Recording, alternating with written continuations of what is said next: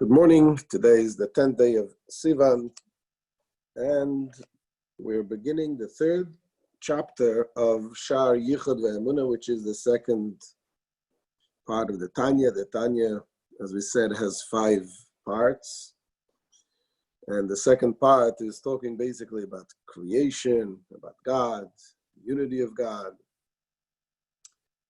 And in the previous 2 chapters, the Alter Rebbe explained in details how the creation comes about yesh me'ayin, something from nothing. We say yesh me'ayin. We say the creation comes something from nothing. But what is it? Why is it something from nothing? It's really something from something. It's something from God, not from nothing. But of course, we're talking about in our perspective. What we see is we see nothing. We don't see God. And Alter Rebbe explained how, what it says, that Bidvar Hashem shamayim na'asu.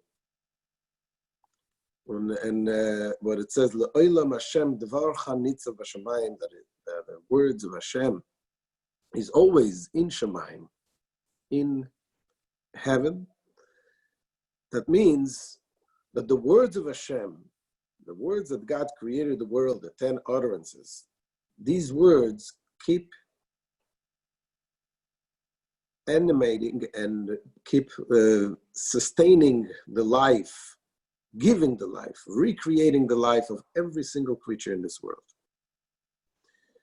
And it comes through the letters that these the names of each creature, each being, the names, the Hebrew letters, these are the source, the roots of life for each and every single object and creature in this world. And we said, but wait a second, in the 10 utterances, when Hashem created the world, it says, let it be light, it said, let it be Yehi Or, Yehi Rakia, let it be the heaven. But it doesn't say Yehi heaven. It doesn't say let it be a stone. It doesn't say that. So we explained in length yesterday how it is a result of the combination of letters. That this is the formula that Hashem uses to create a world. And there is a whole different methods of calculating in Kabbalistic ways. And Alter Rebbe went in a little bit explanation, and you can refer back to yesterday's class, which, by the way, we started putting it on YouTube. And you can share this, of course. And so all of this combination of different letters, they form every single creature that exists. But in the end of the day, everything is made by Hashem. It is all yesh me'ayin. It is something from nothing. Now today, in today's chapter, the Alter Rebbe is going to say that now that we understand all of this, we have to apply it to the heart. To think, what are we? And Alter Rebbe is going to explain and bring examples in this chapter how we are really not real existing. Our own existence is the fact that Hashem makes us exist. And that's why, in the eyes of Hashem, we really don't truly exist. Well, yes, we exist, but we only exist because we are a part of Hashem's existence. So we're going to share the chapter 3, and we're going to read inside.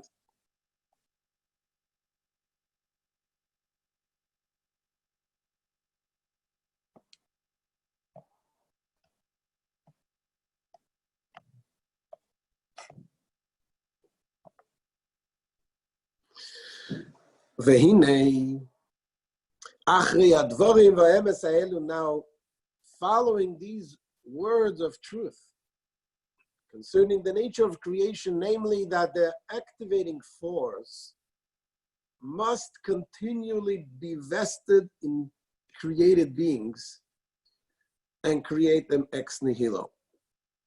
I mentioned a couple of times that the teacher that goes into the classroom and he asks, you see all this chaos, what is happening in the world.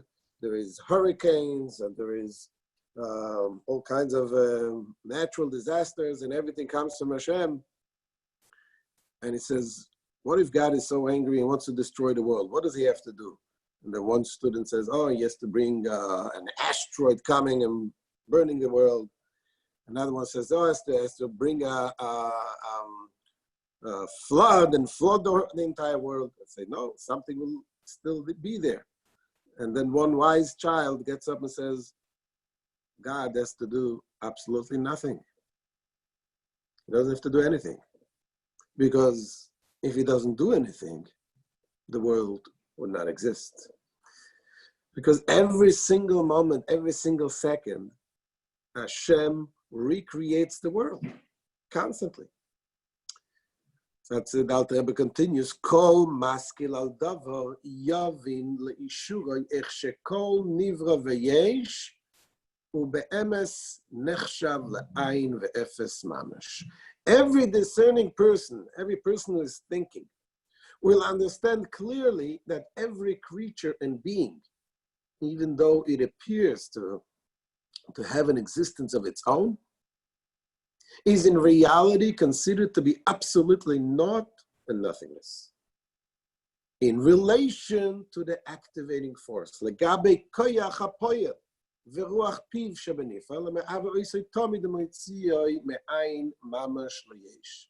In relation to the activating force which creates it, and the breath of his mouth, what we said yesterday, that it comes from the mouth of Hashem, the words of Hashem, the ruach piv, which is within it, continuously calling it into existence and bringing it from absolute not being into being.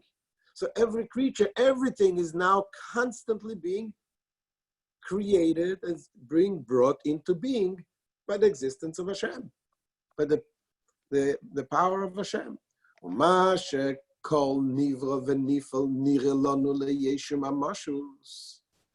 The reason that all things created and activated appear to us as existing, meaning self-sustaining and tangible,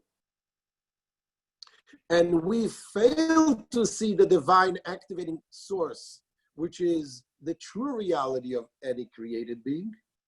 Why is it? Why don't we see Hashem? He says very simple. Zeo machmas she'einanu masigim v'roim be'einei basar es koyach Hashem v'ruach piv shebenivra. This is that we do not comprehend nor see with our physical eyes the power of God and the breath of his mouth, which is in the created being. We don't see it. We can only see one thing. We can either see the created being, or we can see the words of Hashem. The words of Hashem are the force, the activating force we don't see.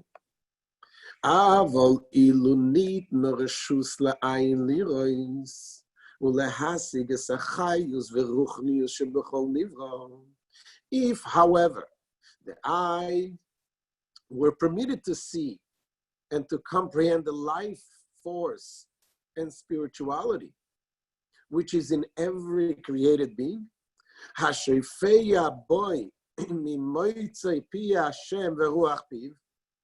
that flowing into it from that which proceeds from the mouth of God and his breath,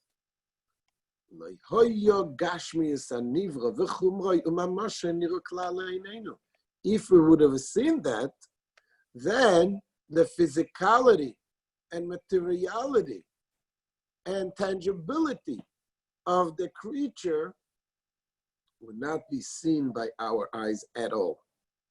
Why?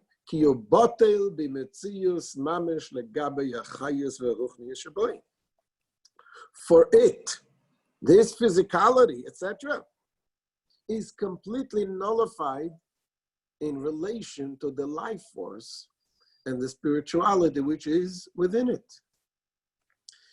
Why? Shemibalad the Yaruchnius.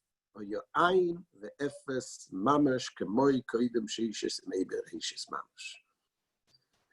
Since without the spirituality within it, it would be not an absolute nothingness, exactly as before the 6 days of creation, at which time the creature was utterly non-existent.